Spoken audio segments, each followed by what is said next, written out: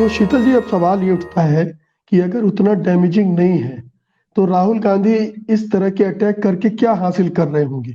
क्या हासिल होगा भी? या कहीं ना कहीं ये नब्ज है, ये एक मुहावरा बन गया है? और हम आप नहीं, आम लोगों में भी बात करें तो अंबानी अडानी का नाम मोदी के साथ आता है और कोई बहुत अच्छे संदर्भों में नहीं आता है। तो हो सकता है कि जो अपर मिडिल क्लास हो या अपर क्लास हो, उसका माइंडसेट बदल गया हो, लेकिन एक जो बड़ा आवाम है उसका दिमाग अभी पहले जैसा ही है। और खास तौर पर तब जब गरीबी बेरोजगारी बढ़ रही हो, इकोनॉमिक डिस्पैरिटी बढ़ रही हो, तब और ज्यादा खटकते हैं अडानी और मोदी जी का साथ।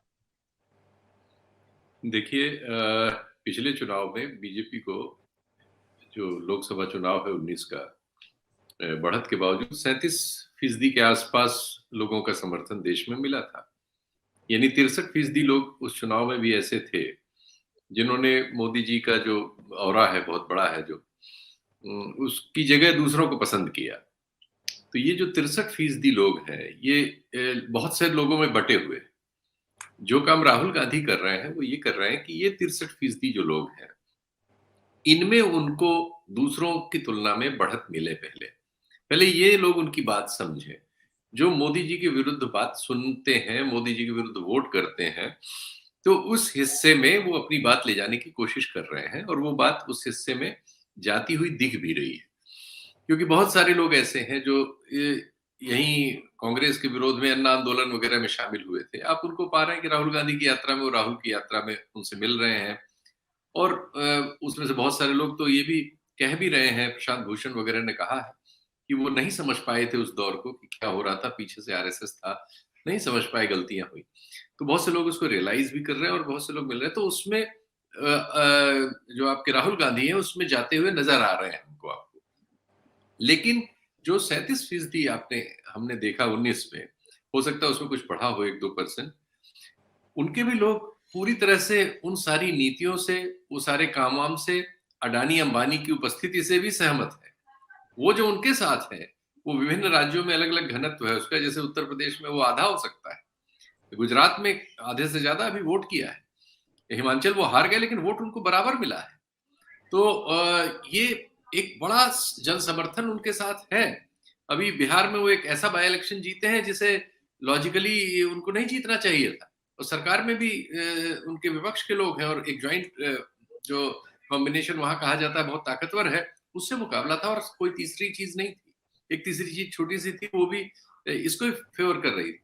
तो देखिए, उनके समर्थकों की उपस्थिति कहीं कम नहीं हुई है, और उनकी इस सबसे सहमति है।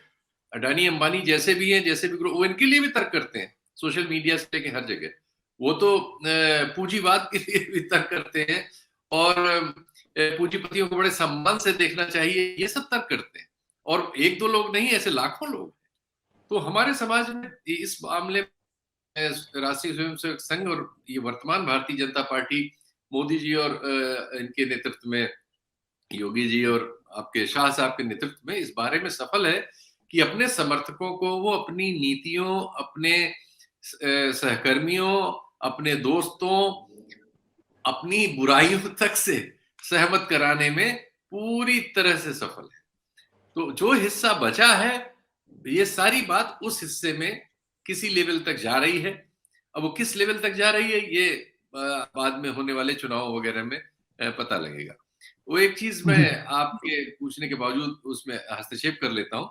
मेरे हिसाब से अगर कोई इसमें कोई जेन्युइन इंटरव्यू होता, तो जो सवाल आते वो ये आते कि ये विक्रम कोठारी साहब कौन है, और विक्रम कोठारी साहब देश के भगोड़े क्यों हैं। विक्रम कोठारी साहब पर 18,000 करोड़ से ज्यादा हमारे बैंकों को चूना लगा के जर्मनी या कहीं बस जाने का आरोप है।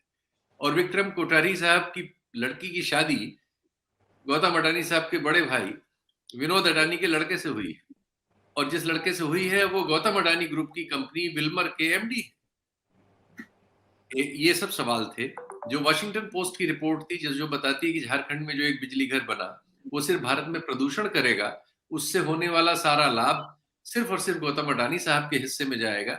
ये सवाल होता कि एक जमाने में गौतम अडानी साहब जब शुरुआत कर रहे थे, कांग्रेस के जमाने की बात करते हैं, सही है, उस जमाने में भी उन्होंने पैसा कमाया, लेकिन उस जमाने में वो किस चीज से पैसा कमाते थे? वो जो एक्सपोर्ट के अगेंस्ट इंपोर्ट लाइसेंस मिलते थे वो खरीदा करते थे, वो इलीगल काम था। और उस समय एमएस शूज नाम की दिल्ली में कंपनी थी, जिसके मालिक ने राजेंद्र नगर पुलिस में एक मुकदमा करके उनको आधी रात को उठवा लिया था। तब उनके भाई वही विनोद अडानी साहब 5 करोड़ का रात में बैंक से ड्राफ्ट लेके आए थे। पूरे बिजनेस सर्कल को मालूम है। ये सब सवाल होते हैं जो कड़वे सवाल थे, जिनके वो उत्तर देने में उनको मुश्किल होती।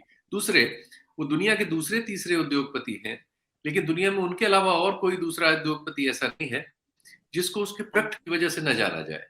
तो गौतम अडानी साहब का प्रोडक्ट क्या है दुनिया में, जो उन्होंने खोज की हो, कोई कंपनी ऐसी बनाई हो, जो बिजनेस मॉडल उनका हो, या एक जैसे टेस्ला वाला है उसने कार बना रखी है, उस कार की वजह से दुनिया उसको जानती है। माइक्रोसॉफ्ट वाले को उसके विंडोज की वगैरह से जानती है। कोई तीसरा है, कोई दवा बनाता है, या कोई शेयर मार्केट का ही खिलाड़ी है, तो शेयर्स में और इसमें करता है। आप क्या करते हैं भाई? आप सिर्फ गवर्नमेंट की लाजीज पर आपने ये एम्पायर खड़ा किया हुआ है, और आप खुद ही कह रहे हैं कि 22 राज्यों में हम काम कर रहे हैं, दूसरी राज्य सरकारें में हमें काम करने में मदद कर रही हैं, पहले कांग्रेस ने मदद, यानी आप सरकारी मदद से ही कर रही है, यही तो कहना है। क्रोनिज्म है क्या? यही तो है। ये सब सवाल थे जो नहीं हुए। है